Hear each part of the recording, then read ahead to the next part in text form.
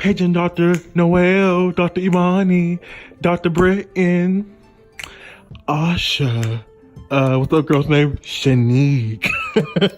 Hey, you guys, today we're here for Emergency Medicine LA. We have a whole new batches of bitches. I love them. Professional black women who have done their things in their perspective professions. Let's get right into it.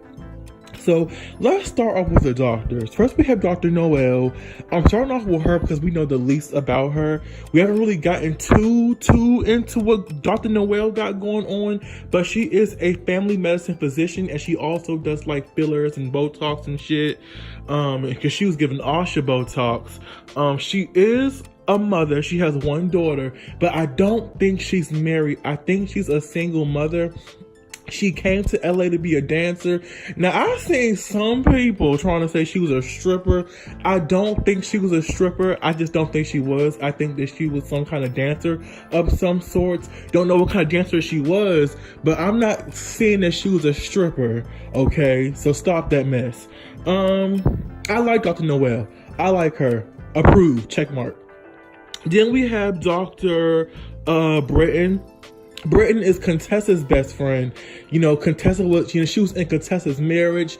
They went to college together and they were in the military together. And Britton was in Contessa's wedding. She was a bridesmaid. So I think that was, they're really close. Britton is cool to me. Britton is biracial. Her husband looks to be biracial or just a really light-skinned black man with light colored eyes. Their kids look mixed. I was like, damn, like for these kids to be possibly 75% black, they sure as hell look mixed. They give me Mariah Carey and Nick Cannon children tease. Like, even though the parent is not even a whole white person, they still mix as fuck. However, I don't know, I like them. I think that they're cool. Their storyline is going to be that the husband and the kids are back home in Florida, and Britton moved to LA because she can do more with her degree. She's an anesthesiologist. She can do more in her profession in California, whereas in Florida, she can so-called only work at one hospital doing one specific thing. So she has more freedom, in California.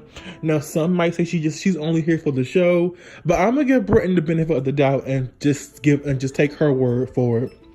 Her husband seems to be a little bit annoyed that she's not in Florida anymore. He seems to be annoyed that he is doing the bulk of the child rearing at this point. I think he wants her ass back in Florida, and I think she should be back in Florida, or they need to go to California. Like, what's the hold up? What's the fucking hold up? Make a decision. Either you take your ass back to Florida, or you come on to LA with the kids and get them situated and settled in. I can see. Okay, the last doctor, I saved the best for last. Dr. Imani is just, you guys, she gives me fucking life. She is a black queen. She's rocking that bald head. She is rocking the fuck out of that bald head. Can I just say she's rocking the hell out of that bald head? She looks so good. She's so beautiful. She's so regal. She's so poised. She just gives me life. She's tall, chocolatey. She's just so amazing to me. She's a psychiatrist and everything, and she, I love her. Her husband is from some group. I don't know what he's a part of. I don't know. They were before my time, but he was a part of some group that I guess had a hit or two back in the day. They met later on in life. They got together. She already had a kid, a 1-year-old son. He raised that kid from the time that kid was a baby, and he just been a real blessing to Imani's life. And I really liked their dynamic. They were laughing and just having a good old time in the confessional. Like, they really seem like best friends. And Imani's storyline is going to be the fact that she wants to reconnect with her dad. Her dad was or is a drug addict. We don't really know yet. We don't really know what his situations is right now. But he was an addict, and she's up for reconnecting with him, and I'm just like this. I hate when people wait until they get on reality shows to reconnect with long lost family members. It just seems fake and inauthentic to me. Like on your first season of a show, you really gonna make this man a storyline.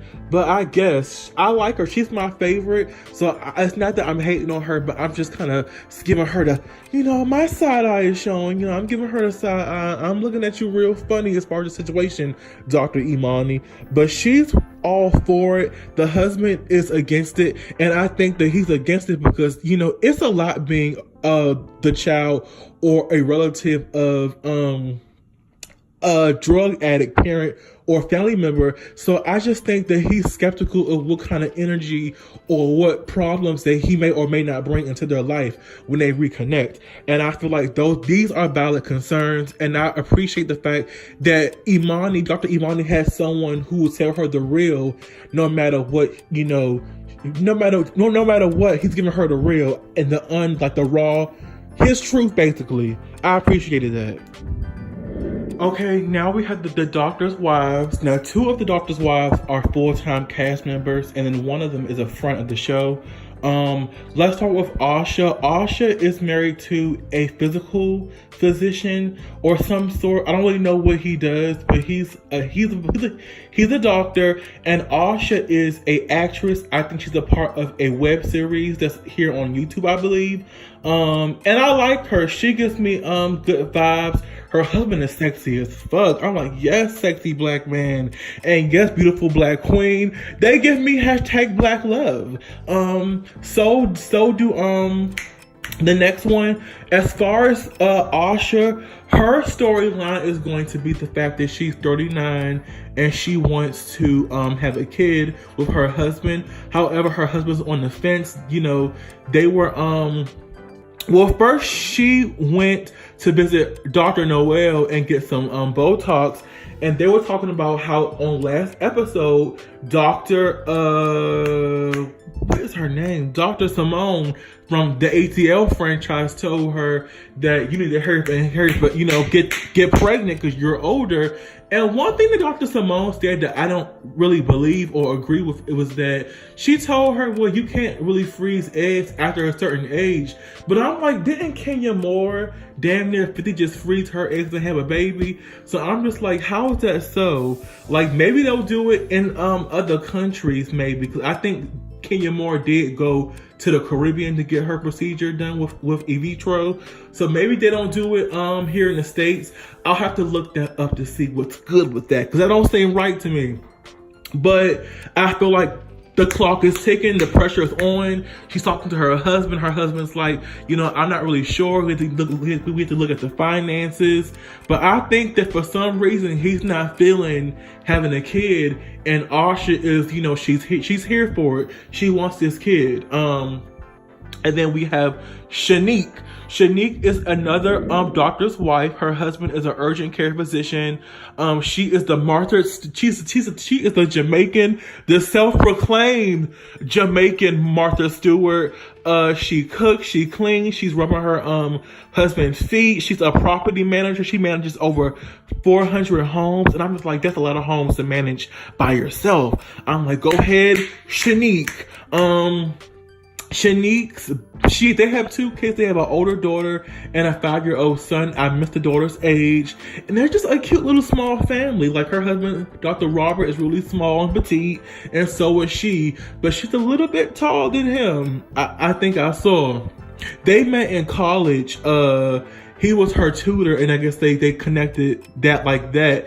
And I think it's interesting that he said that when he was in medical school, she supported him. So I don't know what kind of money she's making managing properties, but it was enough that she supported him all the way through medical school. So I think the love is real. Like, I think that she really saw something in him and she invested in him, and she she was patient with him, and he's a doctor and now he's making the big monies. Okay.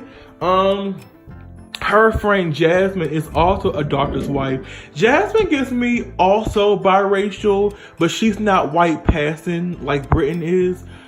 She's very she's like she's light skinned, but she's darker, like a bronze color. She also has that dark blonde curls and stuff. She's very ditzy, very, oh my god, Becky, look at her ass. You know, her and Shanee give me Valley Girl, like, oh my god, did you see what happened last night when Johnny was in my bedroom? Like, oh my god, like, that's what they give me. Like, I was like losing brain cells watching them. Shanee went to Jasmine's house. Now Jasmine's house is so beautiful. I loved it. So beautiful.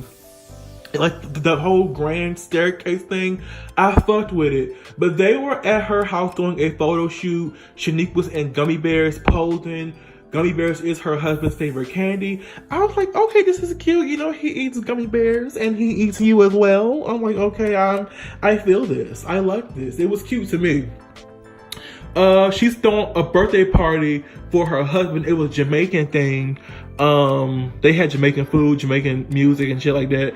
And I was like, okay, you're Jamaican, but your husband's not, so what's going on?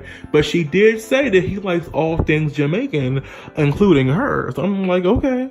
I guess, bitch, I'm side-eyeing you too, because you messy and you shady. You and Jasmine shady.